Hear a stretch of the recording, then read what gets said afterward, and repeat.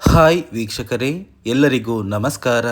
ನೋಡಿ, ಸರ್ಕಾರದಿಂದ ಗೃಹಲಕ್ಷ್ಮಿ ಯೋಜನೆಯ ಪ್ರತಿಯೊಂದು ಫಲಾನುಭವಿಗಳಿಗೆ ಭರ್ಜರಿ ಗುಡ್ಡಿಸ್ನ ಕೊಟ್ಟಿದ್ದು, ಇನ್ನು ಮುಂದೆ ನಿಮ್ಮ ಬ್ಯಾಂಕ್ ಖಾತೆಗೆ ಗೃಹಲಕ್ಷ್ಮಿ ಯೋಜನೆಯ 2,000 ಹಣ ಬದಲು ಪ್ರತಿ ತಿಂಗಳು 4,000 ಹಣನ ಸರ್ಕಾರ ಜಮಾ ಮಾಡ್ತಾ ಇದೆ. ನಿಮ್ಮ ಬ್ಯಾಂಕ್ ಖಾತೆಗೆ ಹೇಗೆ 4,000 ಹಣ ಜಮಾ ಆಗ್ತಾ ಇದೆ ಮತ್ತು ನಾಳೆ ಮಂಗಳವಾರ ಏಪ್ರಿಲ್ 29ರಂದು ಕರ್ನಾಟಕದ 27 ಜಿಲ್ಲೆಗಳಿಗೆ ಒಟ್ಟು ಗೃಹಲಕ್ಷ್ಮಿ ಯೋಜನೆಯ 4,000 ಹಣ ಮತ್ತು ಅನ್ನಭಾಗ್ಯ ಯೋಜನೆಯ 2,000 ಹಣ, ಒಟ್ಟು 6,000 ಹಣ ಜಮಾ ಆಗಲಿದೆ. ಬನ್ನಿ ಸ್ನೇಹಿತರೆ, ಯಾವ ಜಿಲ್ಲೆಗಳಿಗೆ ಹೇಗೆ ಈ 6,000 ಹಣ ಜಮಾ ಆಗ್ತಾ ಇದೆ ಅಂತ ನಾನು ನಿಮಗೆ ತಿಳಿಸ್ಕೊಡ್ತಾ ಇದ್ದೀನಿ. ಅದಕ್ಕಿಂತ ಮೊದಲು ನೋಡಿ ಸ್ನೇಹಿತರೆ, ನೀವೇನಾದ್ರೂ ಇನ್ನೂ ಕೂಡ ನನ್ನ ಚಾನಲ್ನ ಸಬ್ಸ್ಕ್ರೈಬ್ ಆಗಿಲ್ಲ ಅಂದರೆ ದಯವಿಟ್ಟು ಪ್ರತಿಯೊಬ್ಬರು ಚಾನಲ್ನ ಸಬ್ಸ್ಕ್ರೈಬ್ ಮಾಡ್ಕೊಳ್ಳಿ, ಹಾಗೆ ವಿಡಿಯೋಗೆ ಒಂದು ಲೈಕ್ನ ಕೊಡಿ. ಹೌದು ವೀಕ್ಷಕರೇ, ಗೃಹಲಕ್ಷ್ಮಿ ಯೋಜನೆಯ ಪ್ರತಿಯೊಂದು ಫಲಾನುಭವಿಗಳಿಗೆ ಸರ್ಕಾರದಿಂದ ಭರ್ಜರಿ ಗುಡ್ಡಿಸ್ನ ಕೊಟ್ಟಿದ್ದಾರೆ.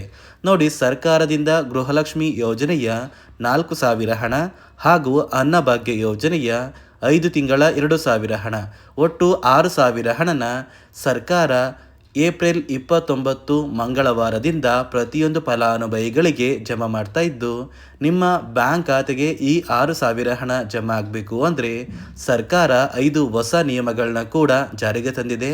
ಅದೇ ರೀತಿ ಇನ್ನು ಮುಂದೆ ಗೃಹಲಕ್ಷ್ಮಿ ಯೋಜನೆಯ ಹಣನ 2,000 ಹಣ ಬದಲು ಪ್ರತಿ ತಿಂಗಳು 4,000 ಹಣ ಫಲಾನುಭವಿಗಳಿಗೆ ಜಮಾ ಮಾಡ್ತೀವಿ ಅಂತ ಸರ್ಕಾರ ಒಂದು ಮುಖ್ಯವಾದ ಮಾಹಿತಿನ ಕೊಟ್ಟಿದೆ. ಹಾಗಾದರೆ ಹೇಗೆ 4,000 ಹಣ ನಿಮ್ಮ ಬ್ಯಾಂಕ್ ಖಾತೆಗೆ ಜಮಾ ಆಗುತ್ತೆ ಅಂದರೆ, ಕಾಂಗ್ರೆಸ್ ಸರ್ಕಾರದ ಸಚಿವರೊಬ್ಬರು ಕೊಟ್ಟಿರುವಂತಹ ಒಂದು ಮಾಹಿತಿಯ ಪ್ರಕಾರ ಪ್ರತಿಯೊಂದು ಫಲಾನುಭವಿಗಳಿಗೆ ಈಗ ಗೃಹಲಕ್ಷ್ಮಿ ಯೋಜನೆಯ 2,000 ಹಣ ಏನು ಜಮಾ ಆಗ್ತಾ ಇದೆ, ಈ ಒಂದು ಹಣನ ಪ್ರತಿ ತಿಂಗಳು 4,000 ಹಣಕ್ಕೆ ಏರಿಕೆ ಮಾಡ್ತೀವಿ ಅಂತ ಪ್ರತಿಯೊಂದು ಗೃಹಲಕ್ಷ್ಮಿ ಯೋಜನೆಯ ಫಲಾನುಭವಿಗಳಿಗೆ ಮುಖ್ಯವಾದ ಮಾಹಿತಿನ ಕೊಟ್ಟಿದ್ದಾರೆ. ಆದರೆ ನಿಮ್ಮ ಬ್ಯಾಂಕ್ ಖಾತೆಗೆ ಈ 4,000 ಹಣ ಯಾವಾಗಿಂದ ಜಮಾ ಆಗುತ್ತೆ ಅಂತ ನೀವು ಕೇಳ್ಬೋದು. ಸದ್ಯಕ್ಕೆ ಸರ್ಕಾರ ಪ್ರತಿ ತಿಂಗಳು ನಿಮ್ಮ ಬ್ಯಾಂಕ್ ಖಾತೆಗೆ 2,000 ಹಣ ಮಾತ್ರ ಜಮಾ ಮಾಡೋದು. ಅಂದರೆ ಇನ್ನು ಮುಂದೆ ಬರುವಂತಹ ಒಂದು ಚುನಾವಣೆಯಲ್ಲಿ ಮತ್ತೆ ಕಾಂಗ್ರೆಸ್ ಸರ್ಕಾರನ ನೀವು ಗೆಲ್ಲಿಸಿದ್ರೆ ಮಾತ್ರ ನಿಮ್ಮ ಬ್ಯಾಂಕ್ ಖಾತೆಗೆ ಪ್ರತಿ ತಿಂಗಳು 4,000 ಹಣನ ಜಮಾ ಮಾಡ್ತೀವಿ ಅಂತ ಸರ್ಕಾರದಿಂದ ಸಚಿವರೊಬ್ಬರು ಒಂದು ಮಾಹಿತಿನ ಕೊಟ್ಟಿದ್ದಾರೆ. ಅದೇ ರೀತಿ ನೋಡಿ ಸ್ನೇಹಿತರೆ, ನಾಳೆ ಮಂಗಳವಾರ ಕರ್ನಾಟಕದ 27 ಜಿಲ್ಲೆಗಳಿಗೆ ಹಣ ಜಮಾ ಆಗಲಿದೆ. ಆ ಒಂದು ಜಿಲ್ಲೆಗಳ ಹೆಸರು ಏನು ಅಂದರೆ ಬಾಗಲಕೋಟೆ, ಬೆಂಗಳೂರು ನಗರ, ಬೆಂಗಳೂರು ಗ್ರಾಮಾಂತರ, ಬೆಳಗಾವಿ, ಬಳ್ಳಾರಿ, ಬೀದರ್, ವಿಜಯನಗರ, ಚಾಮರಾಜನಗರ, ಚಿಕ್ಕಮಗಳೂರು, ಚಿಕ್ಕಬಳ್ಳಾಪುರ, ಚಿತ್ರದುರ್ಗ, ದಕ್ಷಿಣ ಕನ್ನಡ, ದಾವಣಗೆರೆ, ಧಾರವಾಡ, ಗದಗ, ಕಲಬುರಗಿ, ಹಾಸನ, ಹಾವೇರಿ, ಕೊಡಗು, ಕೋಲಾರ, ಕೊಪ್ಪಳ, ಮಂಡ್ಯ, ಮೈಸೂರು, ರಾಯಚೂರು, ರಾಮನಗರ, ಶಿವಮೊಗ್ಗ, ತುಮಕೂರು, ಉಡುಪಿ, ಉತ್ತರ ಕನ್ನಡ, ಯಾದಗಿರಿ ಮತ್ತು ಬಿಜಾಪುರ, ಈ 27 ಜಿಲ್ಲೆಗಳಿಗೆ ಸರ್ಕಾರ ಏಪ್ರಿಲ್ 29 ಮಂಗಳವಾರದಿಂದ ಹಣ ಜಮಾ ಮಾಡ್ತಾ ಇದೆ. ನೋಡಿ ಸ್ನೇಹಿತರೆ, ಈ ಬಾರಿ ಸುಮಾರು 1 ಲಕ್ಷಕ್ಕಿಂತ ಅಧಿಕ ಫಲಾನುಭವಿಗಳ ಬ್ಯಾಂಕ್ ಖಾತೆಗೆ ಸರ್ಕಾರ ಗೃಹಲಕ್ಷ್ಮಿ ಯೋಜನೆಯ ಹಣನ ಜಮಾ ಮಾಡ್ತಾ ಇಲ್ಲ. ಕಾರಣ ಏನು ಅಂದರೆ, ನಿಮ್ಮ ಬ್ಯಾಂಕ್ ಖಾತೆಗೆ ಡೆಬಿಟ್ ಮೂಲಕ ಹಣ ಜಮಾ ಮಾಡುವಂತಹ ಸಂದರ್ಭದಲ್ಲಿ ಸರ್ಕಾರ ಸಾಕಷ್ಟು ಫಲಾನುಭವಿಗಳ ಒಂದು ಬ್ಯಾಂಕ್ ಖಾತೆಗೆ ಹಣ ಜಮಾ ಮಾಡೋದನ್ನು ಕ್ಯಾನ್ಸಲ್ ಮಾಡಿದೆ. ಯಾಕಂದರೆ ಇತ್ತೀಚೆಗೆ ಹಣಕಾಸು ಇಲಾಖೆ ಜಾರಿಗೆ ತಂದಿರುವ 5 ನಿಯಮಗಳ ಆಧಾರದ ಮೇಲೆ ಪ್ರತಿಯೊಂದು ಫಲಾನುಭವಿಗಳಿಗೆ ಸರ್ಕಾರ ಈ ಒಂದು ಹಣನ ಜಮಾ ಮಾಡ್ತಾ ಇದ್ದು, ಯಾರೆಲ್ಲ ಫಲಾನುಭವಿಗಳು ಈ ನಿಯಮಗಳನ್ನ ಪಾಲಿಸಿಲ್ಲ, ನಿಮ್ಮ ಬ್ಯಾಂಕ್ ಖಾತೆಗೂ ಕೂಡ ಹಣ ಜಮಾ ಆಗೋದಿಲ್ಲ. ಹಾಗಾದರೆ ಬನ್ನಿ ಸ್ನೇಹಿತರೆ, ಸರ್ಕಾರ ಜಾರಿಗೆ ತಂದಿರುವ ಆ 5 ಹೊಸ ನಿಯಮಗಳು ಏನು ಅಂತ ನಾನು ನಿಮಗೆ ತಿಳಿಸ್ಕೊಡ್ತಾ ಇದ್ದೀನಿ.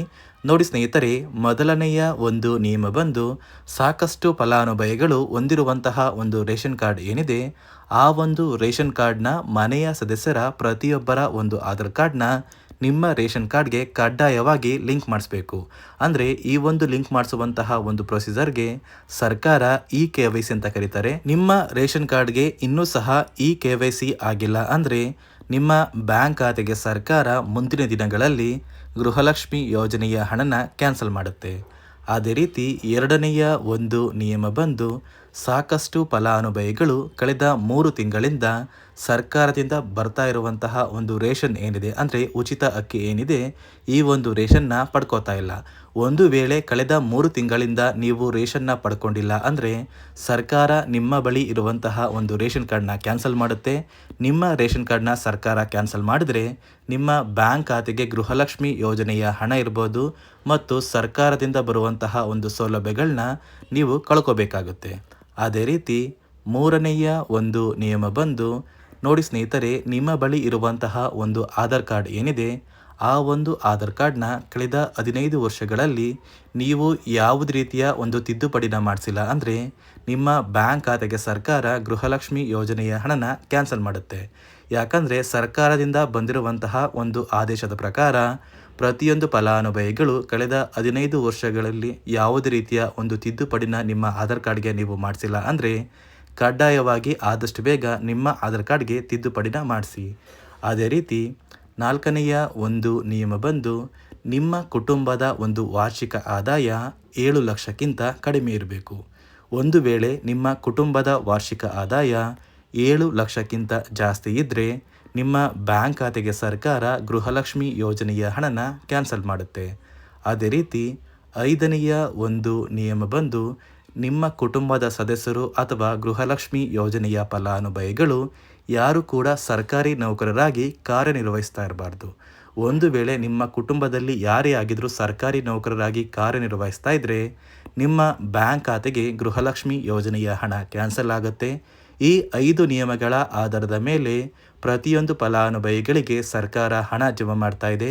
ಒಂದು ವೇಳೆ ನೀವು ಈ 5 ನಿಯಮಗಳನ್ನ ಪಾಲಿಸಿಲ್ಲ ಅಂದರೆ ನೀವು ಕೂಡ ಗೃಹಲಕ್ಷ್ಮಿ ಯೋಜನೆಯ ಹಣದಿಂದ ವಂಚಿತರಾಗಬೇಕಾಗುತ್ತೆ. ನೋಡಿ ಸ್ನೇಹಿತರೆ, ನಾಳೆ ಮಂಗಳವಾರ ಏಪ್ರಿಲ್ 29ರಿಂದ ಕರ್ನಾಟಕದ 27 ಜಿಲ್ಲೆಗಳ ಪ್ರತಿಯೊಂದು ಫಲಾನುಭವಿಗಳಿಗೆ ಗೃಹಲಕ್ಷ್ಮಿ ಹಾಗೂ ಅನ್ನಭಾಗ್ಯ ಯೋಜನೆಯ 6,000 ಹಣ ಜಮಾ ಆಗ್ತಾ ಇದ್ದು ಪ್ರತಿಯೊಬ್ಬರು ಕೆಲವೇ ದಿನಗಳಲ್ಲಿ ಈ ಒಂದು ಹಣನ ಪಡ್ಕೋತೀರಾ ಅಂತ ಹೇಳ್ತಾ, ಇದಿಷ್ಟು ಸರ್ಕಾರದಿಂದ ಬಂದಿರುವಂತಹ ಒಂದು ಮಾಹಿತಿಯಾಗಿದೆ.